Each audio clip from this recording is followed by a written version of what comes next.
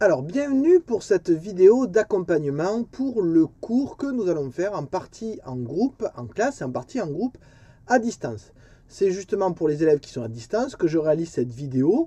Vous le voyez, j'ai choisi, puisque nous avions terminé le chapitre 1, de continuer le chapitre 2. Donc, vous le voyez en haut, j'ai mis un titre nettement plus explicite, qui est le chapitre 2 sur les êtres vivants sur Terre.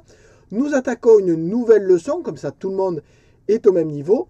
Les êtres vivants sont organisés en réseaux alimentaires, c'est ce que nous allons voir aujourd'hui, et le but de ce cours numéro 1 est de comprendre ce qu'est un réseau alimentaire. Oui, alors pour bien comprendre ce qu'est un réseau alimentaire, je me dois de vous rappeler que vous avez déjà étudié auparavant ce qu'était une chaîne alimentaire. Oui, souvenez-vous, une chaîne alimentaire, c'est ce que je vous montre là, c'est de l'herbe qui est mangée par une vache, et la vache elle-même est mangée par un être humain, forcément, puisque quand vous avez un steak, c'est de la vache. Donc là, vous avez ce qu'on appelle une chaîne alimentaire, c'est-à-dire des êtres vivants qui se mangent les uns les autres. Aujourd'hui, on va passer à un niveau un tout petit peu plus complexe, puisque nous sommes en 6e.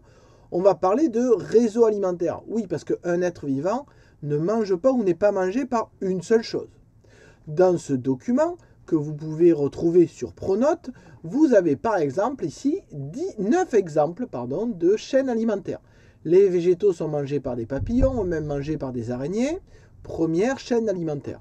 Le hanneton est mangé par un rouge-gorge et un hérisson, donc deuxième chaîne alimentaire. Donc vous voyez ici 9 chaînes alimentaires, et vous le comprenez peut-être, le but va être de faire un schéma avec l'ensemble de ces chaînes représentées. Mais attention, chaque être vivant ne peut apparaître qu'une seule fois. C'est-à-dire que vous ne pouvez pas faire une chaîne avec plusieurs papillons si on parle du papillon. Donc là, je vais vous montrer l'exemple, mais sous forme numérique. Ceux qui sont en classe, bien évidemment, auront à découper et à coller leur papier. Alors, prenons la première chaîne. Les végétaux sont mangés par les papillons, eux-mêmes mangés par les araignées. Donc, je prends les végétaux, je le mets à côté. Donc, les végétaux, je le mets à côté. Eux-mêmes mangés par les papillons. Et les papillons sont mangés par les araignées. Donc vous voyez que pour montrer qui est mangé par qui, il suffit que je prenne une flèche, que je la copie, et je vais utiliser ma flèche. Je vais un peu zoomer, je vais utiliser ma flèche. Voilà, après je peux la tourner bien évidemment. Voilà, donc la flèche veut dire est mangé par. Maintenant, je peux prendre un autre exemple avec le papillon. Chaîne numéro 3, le papillon est mangé par la musaraigne et la grenouille. Donc, je prends la musaraigne. Et je prends la grenouille.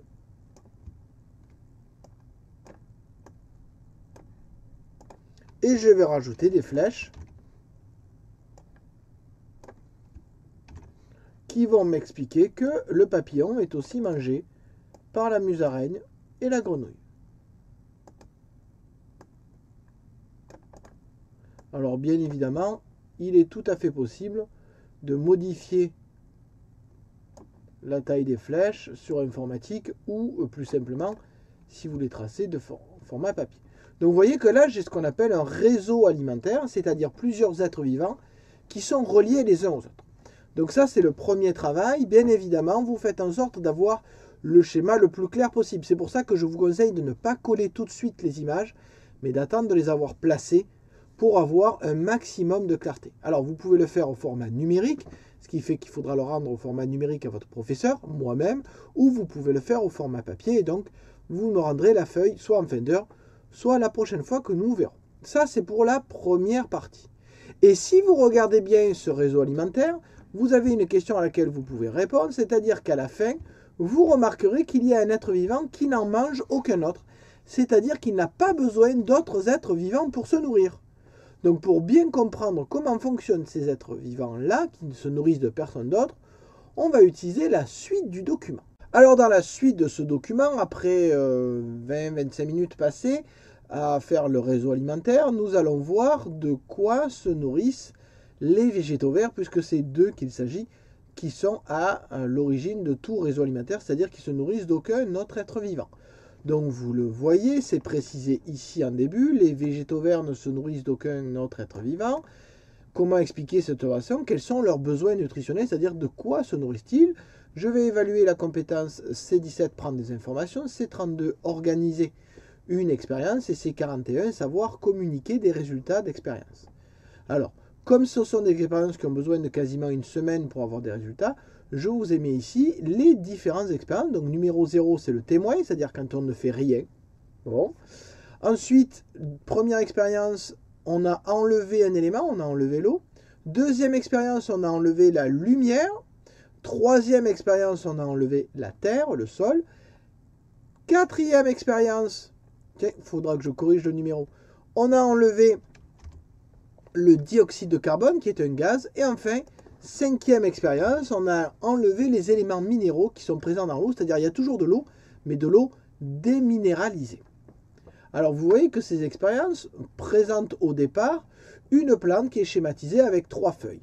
Donc dans cette expérience de départ, vous avez toujours la terre, sauf si c'est précisé, une plante et de l'eau. Donc vous voyez qu'au bout de 6 jours, si vous devez remplir la case commentaire, pour celle-là on va la faire ensemble, on peut dire que le végétal a fortement grandi au bout de 10 jours puisqu'il a fait de nouvelles tiges et de nouvelles feuilles et que les feuilles qui existaient déjà ont fortement grandi. Donc oui, il a grandi, il s'est nourri et donc c'est ce qui s'est passé pour l'expérience témoin.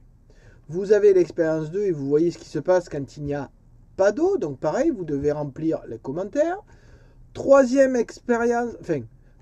expérience après le témoin, on a pris de l'eau, de la terre, une plante, mais cette fois, on l'a mis à l'abri de la lumière et on voit ce qui se passe. Troisième expérience, on n'a pas mis de sol et on voit ce qui se passe. Pensez toujours à comparer votre expérience par rapport au témoin pour qu'il n'y ait qu'un seul élément qui change. Quatrième expérience, on n'a pas mis de dioxyde de carbone, qui est un gaz qui est présent dans l'atmosphère. En tout cas, il y en avait très peu. Et enfin, la dernière expérience, on a enlevé les minéraux de l'eau, on a mis de l'eau déminéralisée.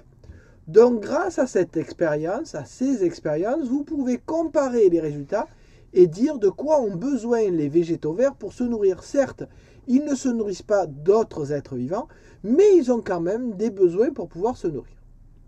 Donc vous voyez que dans cette séance, vous avez vu petit 1 les réseaux alimentaires, et deuxième chose, vous avez vu que ces végétaux verts avaient besoin de certaines choses pour se nourrir. J'espère que la chose est le plus claire pour vous maintenant. N'oubliez pas de rendre votre document et que vous avez une leçon à copier à partir d'une vidéo qui va reprendre ces éléments et les expliciter pour l'use avant avec un cours à copier et à apprendre notamment les définitions. Allez, je vous dis bon travail et à bientôt.